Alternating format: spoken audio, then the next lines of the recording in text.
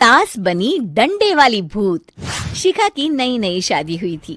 उसका मायका और ससुराल दोनों कानपुर में ही थे, इसलिए उससे मिलने उसके भाई अक्सर आते जाते रहते थे। ये बात शिखा की सास मीना को बिल्कुल पसंद नहीं थी। मम्मी जी, आज राहुल भैया आ रहे हैं। कौन? तेरे चाचा का लड़का? जी मम्मी जी। अरे पर वो तो दिल्ली में रहता है ना? हाँ मम्मी जी, उन्हें कल सुबह दिल्ली के लिए निकलना है, तो वो आज मुझसे मिलते हुए कल सुबह यहीं से निकल जाएंगे। हमने तो धर्मशाला खोल रखी है ना। कुछ कहा क्या मम्मी जी? मैंने कहा हाँ हाँ, आने दे तेरे भैया को, जमकर खातिरदारी करेंगे। अब तो कुछ करना ही पड़ेगा, इससे पहले कि मेरा घर धर्मशाला बन जाए।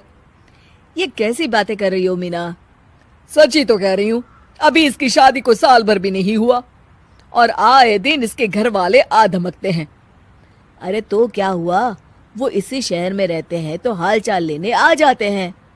इस बार मैं उनका हाल और चाल दोनों ही बिगाड़ दूंगी। अब बहुत हो गया जी। अरे ये कैसी बातें कर रही हो, हे भगवान, बस आप तो देखते जाइए। शाम को राहुल आता है। नमस्ते आंटी, कैसे हैं आप लोग? हम लोग तो ठीक है, तुम कैसे हो बेटा? मैं भी अच्छा ही हूँ आंटी।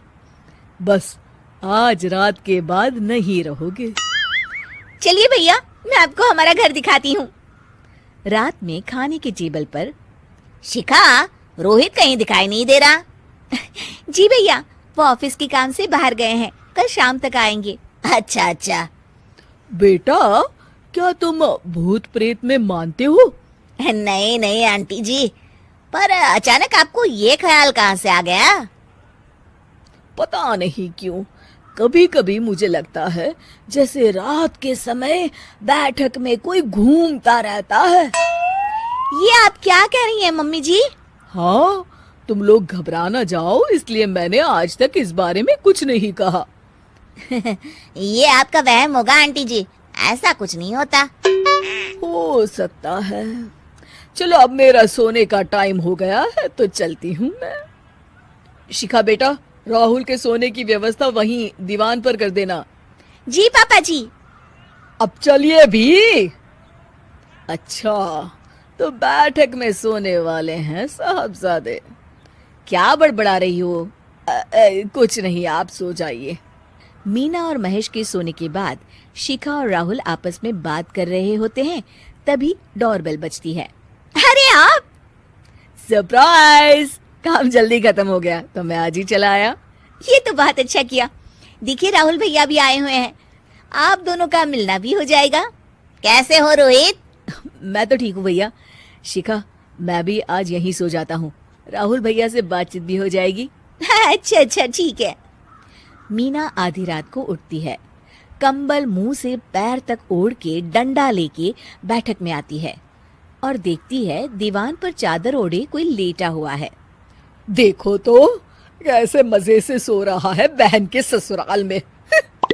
मीना ताबड़तोड़ 4-5 डंडे मार देती है।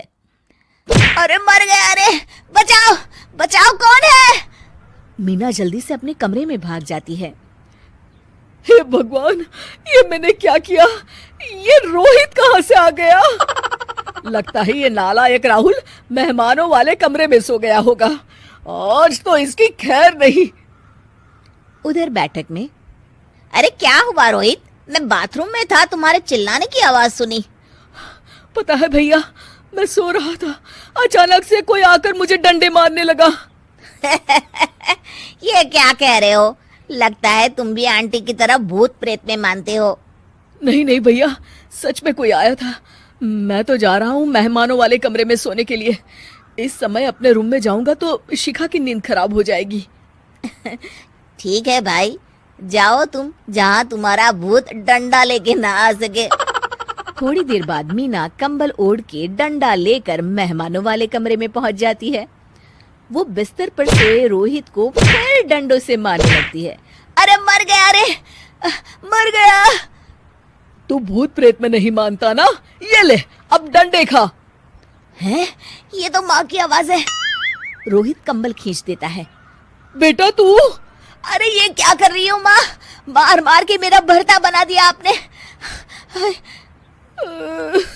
माफ कर दे मेरे लाल, मैंने तो तुझे ही मार मार के लाल कर दिया। मैं तो उस राहुल के बच्चे को सबक सिखाना चाहती थी। राहुल भैया को? हाँ बेटा, मुझे लगा अगर उसे डंडे मारूंगी तो शिखा के मायके वाले यहाँ आना छोड़ देंगे। हे भगवान, माँ ये घर शिखा का भी है, उसके घर वाले जब चाहे आ सकते हैं। हाँ बेटा, आज मुझे भगवान का इशारा समझ में आ गया। मैं कितना गलत करने चली थी और अपने ही बेटे को चोट पहुंचा दी। अब चुपचाप जाके सो जाओ माँ, और किसी को कुछ बताने की जरूरत भी नहीं है।